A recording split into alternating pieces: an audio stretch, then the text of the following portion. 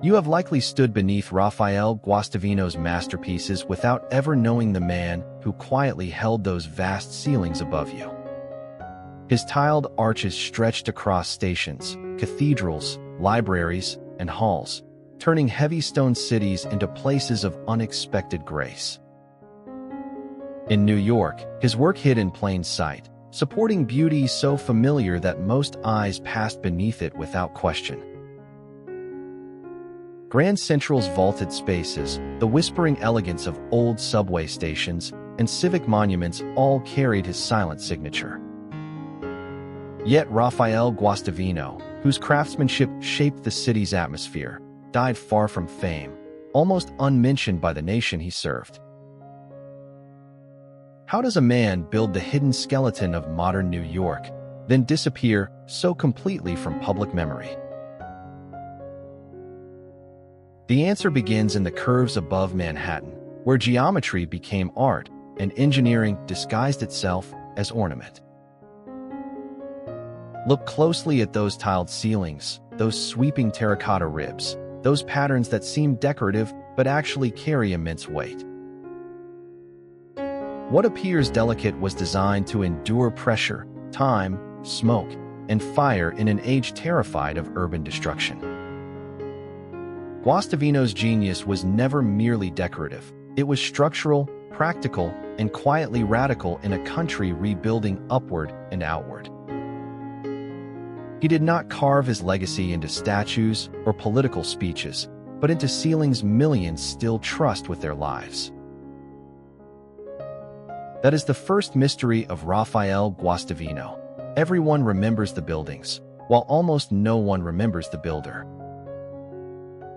He was born in Spain, in a tradition older than modern steel, where master builders understood how thin materials could create astonishing strength. In Catalonia, vaulted tile construction had survived for centuries, passed from region to region like guarded wisdom. Guastavino absorbed that tradition and saw something others missed. An ancient method could solve the future's most modern problems. The 19th century was an age of urban fires, collapsing interiors, and dangerous overcrowding in rapidly expanding American cities. Builders wanted grand public spaces, but they also feared what timber and conventional construction could become under flame. Guastavino carried with him a solution that seemed almost impossible: lightweight vaults that were elegant, durable, and remarkably fire-resistant. When he arrived in America, he was not entering as a celebrated master welcomed by institutions and wealthy patrons. He came instead as an outsider, carrying knowledge few Americans understood and a name many could barely pronounce. But obscurity has often been the first address of men who later changed nations from beneath the surface. Guastavino believed his system could transform architecture, not through spectacle alone, but through a safer and more beautiful form of construction. He patented his methods and began proving that layered tiles and mortar could create monolithic strength without massive supporting beams. That promise mattered in an era hungry for larger rooms, wider spans, and interiors no longer imprisoned by forests of columns. His vaults seemed to float, yet they held together through compression, precision, and a disciplined understanding of forces. It was old knowledge translated into modern ambition, a marriage of ancient craft and industrial America's restless appetite. In the 1880s, opportunities slowly opened, and Guastavino began showing clients that beauty and fireproofing did not need separate languages. His work impressed architects who wanted not just safety, but atmosphere, dignity, and a sense of permanence in public space. The Guastavino Fireproof Construction Company emerged as more than a contractor. It became a specialist empire hidden within famous commissions. Others designed the facades history books would celebrate, but Guastavino often made those interiors physically possible. tiled systems spread through courthouses, churches, train stations, universities, libraries, and cultural institutions across the eastern United States. Wealthy patrons admired the elegance, but institutions also trusted the engineering beneath those patterned surfaces. That combination made him indispensable during the Gilded Age, when America wanted grandeur but feared the catastrophe grandeur could invite. One vault led to another. One success opened 10 more, and his name began circulating where powerful architects made decisions. Soon his work appeared in buildings meant to outlive fashions, buildings intended to express civilization itself.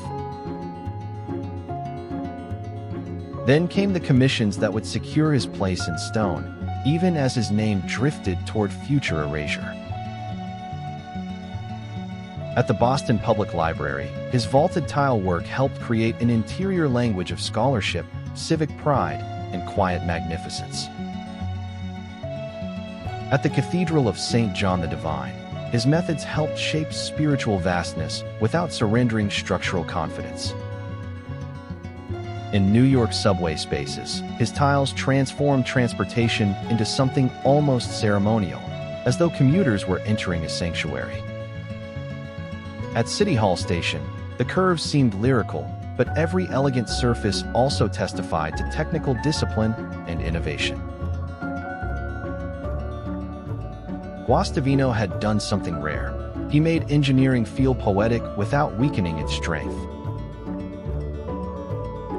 His ceilings did not merely cover space. They defined mood, sound, movement, and memory in some of America's grandest interiors.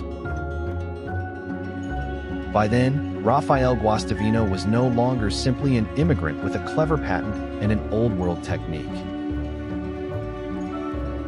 He had become a builder of the American civic imagination, helping institutions feel noble, enduring, and worthy of reverence.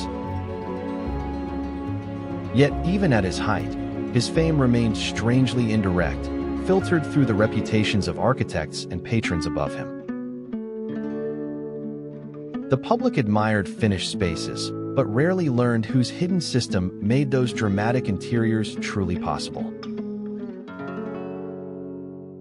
That invisibility became the seed of his eventual disappearance, planted at the very moment of his greatest success. Because Guastavino worked inside buildings rather than on monuments to himself, his authorship was always vulnerable to neglect.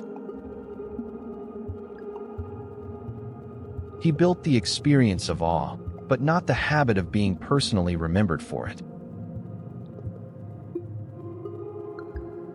When people entered those spaces, they looked upward in admiration, yet almost never backward into the maker's life. This is where the story changes, because success did not guarantee immortality, and innovation did not protect memory. After the great age of Beaux-Arts splendor, architecture began shifting toward different materials, different ideals, and different visual priorities. Glass, steel, and cleaner modern surfaces rose in prestige, while artisanal tile vaulting seemed tied to an earlier sensibility. Craft gave way to speed, ornament lost cultural power, and many builders no longer sought the intimate hand of masters. Guastavino's methods had once felt like the future, but changing taste slowly recast them as relics of another era. Meanwhile, many people continued using his spaces without understanding the system above them or the history beneath the tiles. Records vanished, smaller commissions disappeared, and demolition quietly erased evidence that might have kept his name alive.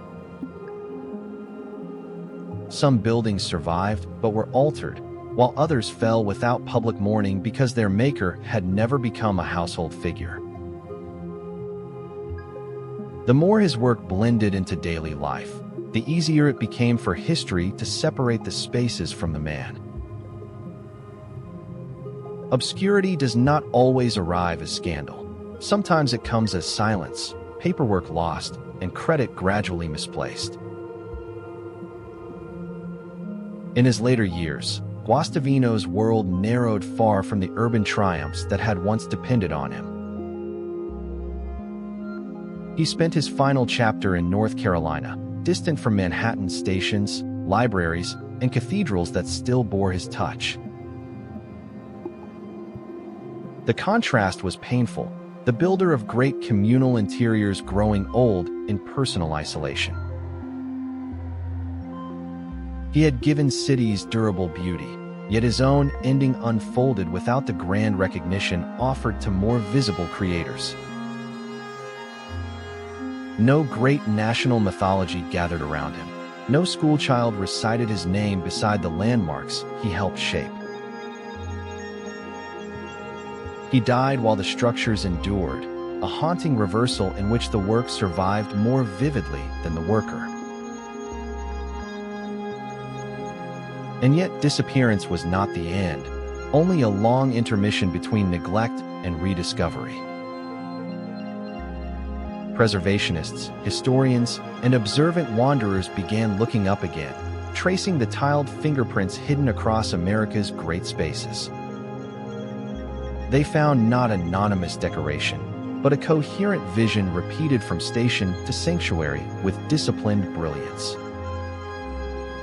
In an age searching once more for durable and thoughtful building methods, Guastavino's old wisdom feels unexpectedly alive.